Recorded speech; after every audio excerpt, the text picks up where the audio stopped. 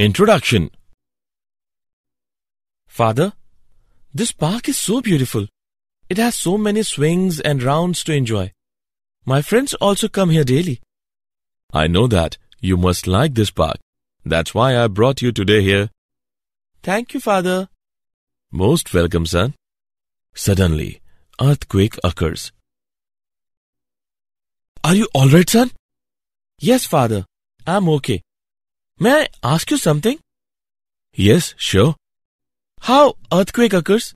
And how can it produce so much destruction? When sliding of the plates occur in the interior of the earth, it causes earthquakes. The shock wave from this sudden movement come to the surface. These waves move along the earth's surface and cause most of the damage. Okay, Father. Now I got the point. And I want to know more about these waves. Okay, son. I will tell you. Children, today we will study more about the wave.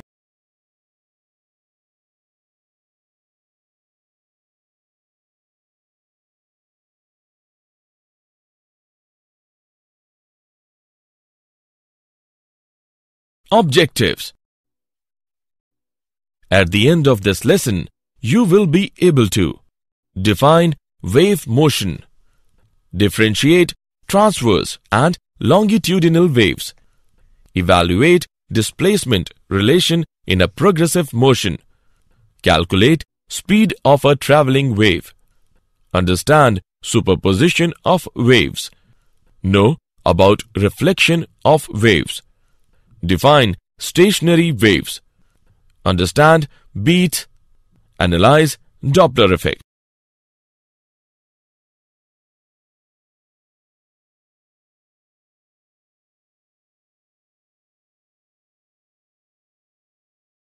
Definition. By means of waves, transferring of energy is possible without bulk motion of matter. Wave motion may be defined as a form of disturbance which is due to the repeated periodic vibrations of the particles of the medium about their mean positions, and the motion is handed over from one particle to the other without any net transport of the medium. A stone is dropped in the water. A boy talking with someone. Earthquake are some examples of wave motion. In this chapter, we shall study about mechanical wave motion. Mechanical waves can be produced and propagated only in those material media which possesses elasticity and inertia. These waves are also called elastic waves.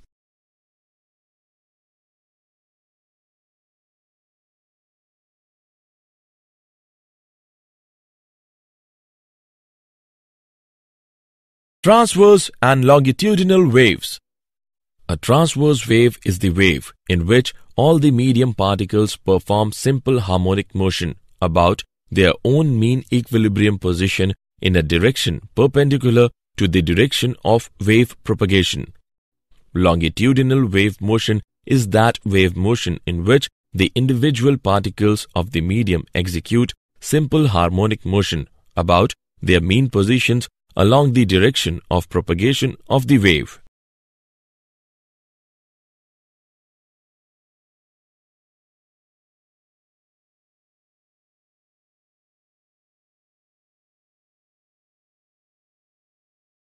Transverse and longitudinal waves. Let's make difference between transverse waves and longitudinal waves.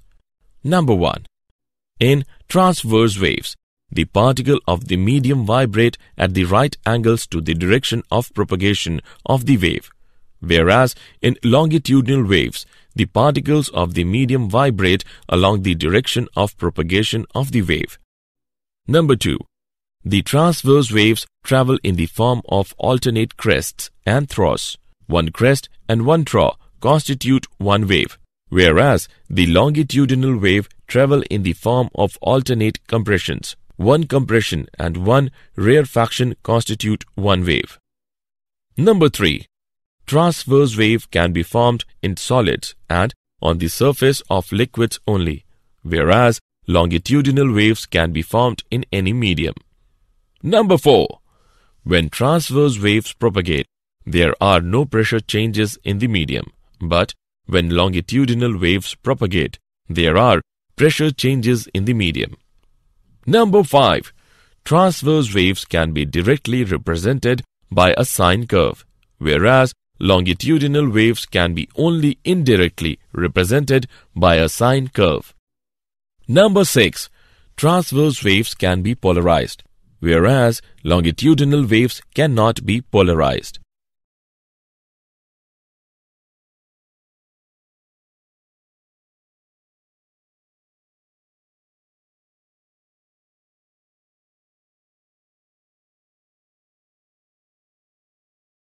Displacement relation in a progressive motion. A displacement time function at every instant gives the shape of the wave at that instant. It also describes the motion of the constituent of the medium at that location. A sinusoidal traveling wave is then described by y is equal to a sine kx minus omega t, where y is equal to displacement as a function of position x and time t. A is equal to amplitude of a wave. Omega is equal to angular frequency of the wave. K is equal to angular wave number. Amplitude. A represents the maximum displacement of the constituents of the medium from their equilibrium position. It is called the amplitude of the wave. Wavelength. The minimum distance between 2 points having the same phase is called the wavelength of the wave, usually denoted by lambda. For simplicity, we can say that the wavelength is the distance between two consecutive crests or troughs in a wave. Period. The period of oscillation of the wave is the time it takes for an element to complete one full oscillation.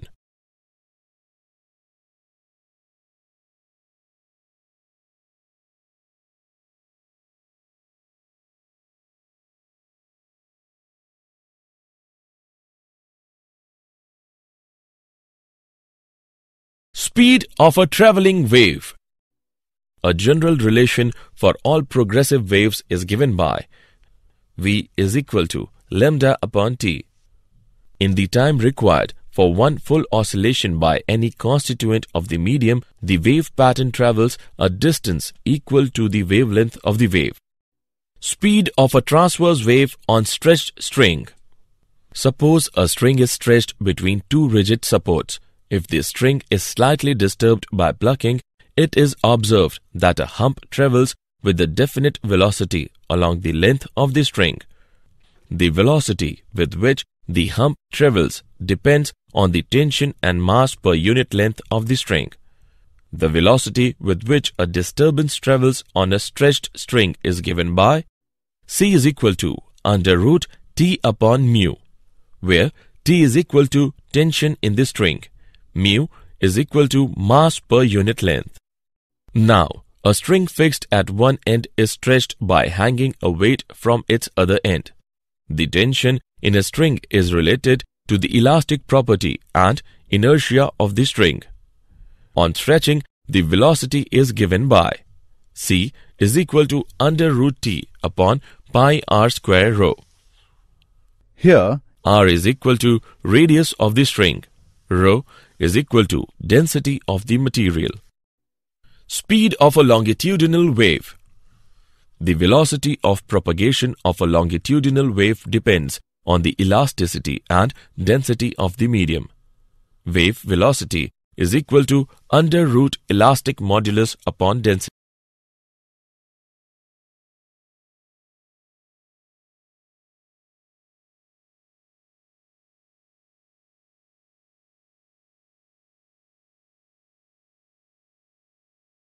Principle of superposition of waves. Principle of superposition of waves states that the displacement due to a number of waves acting simultaneously at a point in a medium is the vector sum of the displacement vectors due to each one of them acting separately. Let us take an example. Consider two pulses approaching each other. When the pulses cross each other, they combine to produce a resultant pulse. After crossing each other, they again begin to travel independently as if nothing had happened. This gives rise to the following three important cases of superposition of waves. Number 1. Two waves of the same frequency move with the same velocity in the same direction. This gives rise to the phenomenon of interference of waves. Number 2. Two waves of identical frequencies and amplitudes travel along the same path with the same speeds in the opposite directions. This gives rise to stationary waves. Number 3. Two waves of slightly different frequencies moving with the same velocity in the same direction gives rise to the phenomenon of beat.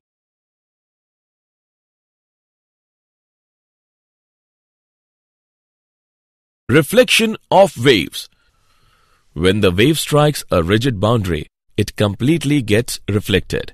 And if the boundary is not rigid, then a part of the incident wave is reflected and a part is transmitted into the second medium. Let us take an example.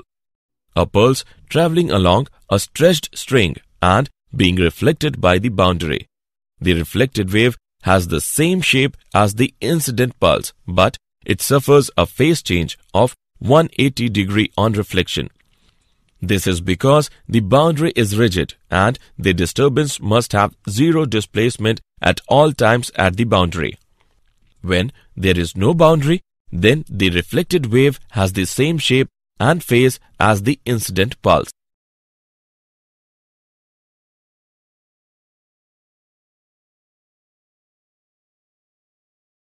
Stationary waves.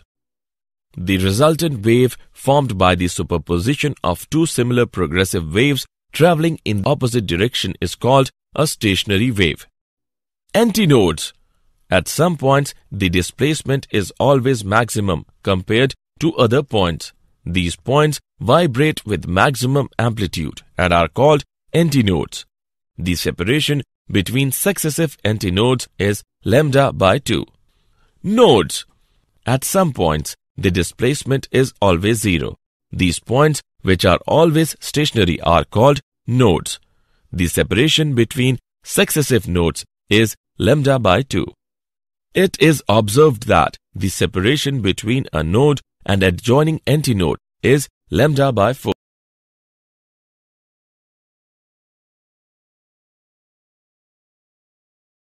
Beats. When two sounding bodies of nearly the same frequency and same amplitude are sounded together, the resultant sound comprises of alternate maxima and minima. The phenomena of alternate waxing and waning of sound at regular intervals is called beats. Let's see an example.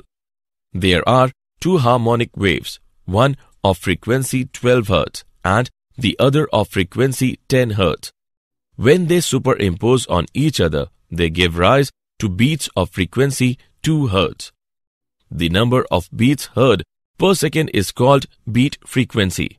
Beats are heard only when the difference in frequencies of two sounding bodies is not more than 10. This is due to persistence of hearing. The time from each loud sound to the next loud sound is called one beat period.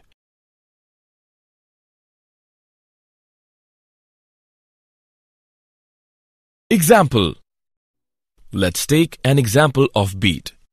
A tuning fork and an air column at 51 degrees Celsius produce 4 beats in 1 second when sounded together. The same tuning fork produces 1 beat per second when the temperature of the air column is reduced to 16 degrees Celsius. Determine the frequency of the tuning fork. Let's see the solution.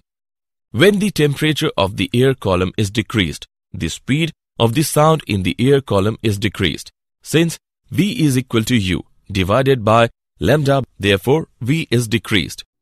Since the number of beats per second is less at lower temperature, therefore we conclude that the frequency of the air column is higher than the frequency of the tuning fork. Let V be the frequency of the tuning fork. Then at 51 degrees Celsius, the frequency of air column is N plus 4. At 16 degrees Celsius, the frequency of the air column is N plus 1. On calculating the given values, we get the frequency of the tuning fork is equal to 50 Hz.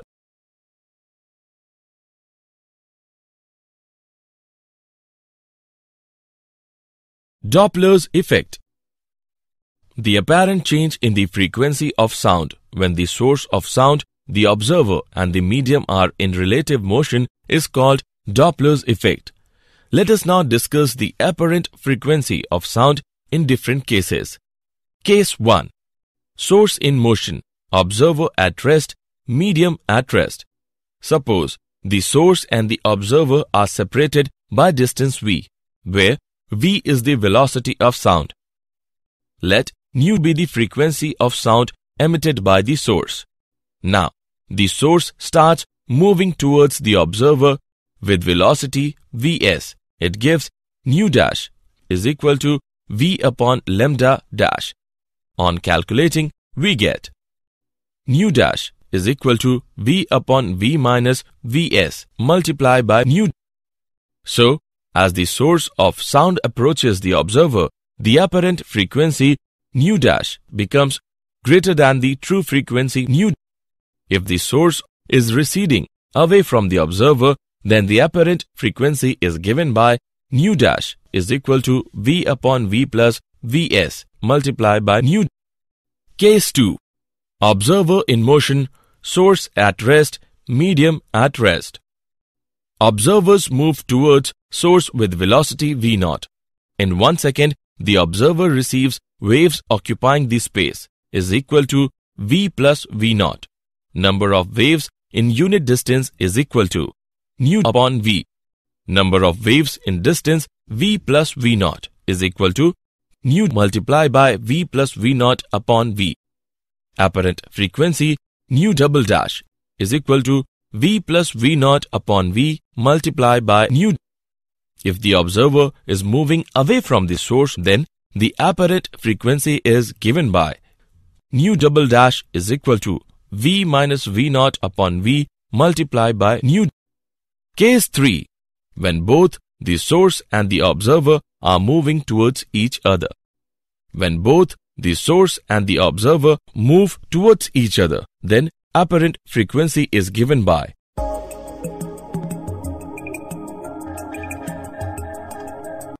nu triple dash is equal to v plus v0 upon v minus vs multiplied by nu.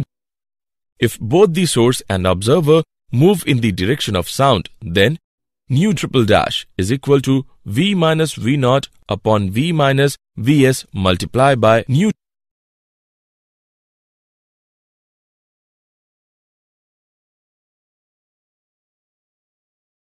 Did you know?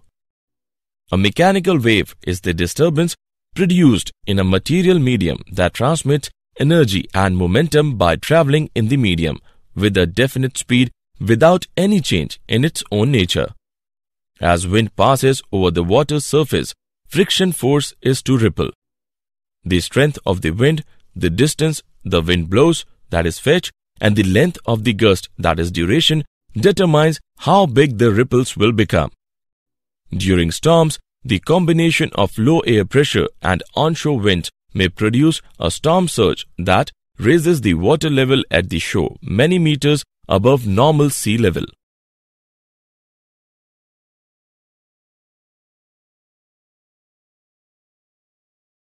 Summary.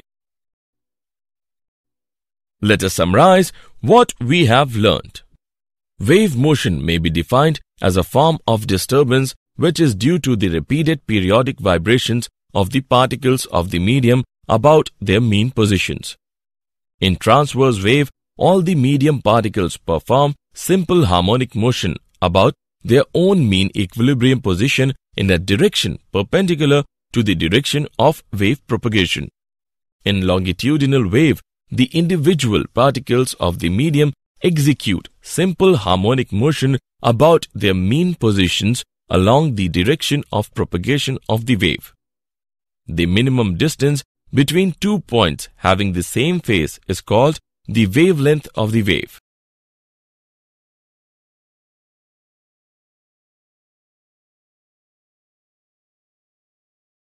The velocity of propagation of a longitudinal wave depends on the elasticity and density of the medium.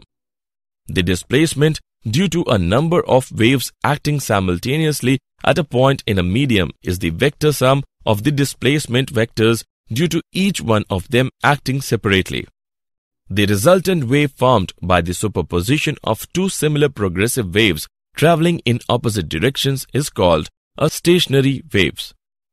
The phenomenon of alternate waxing and waning of sound at regular intervals is called beat.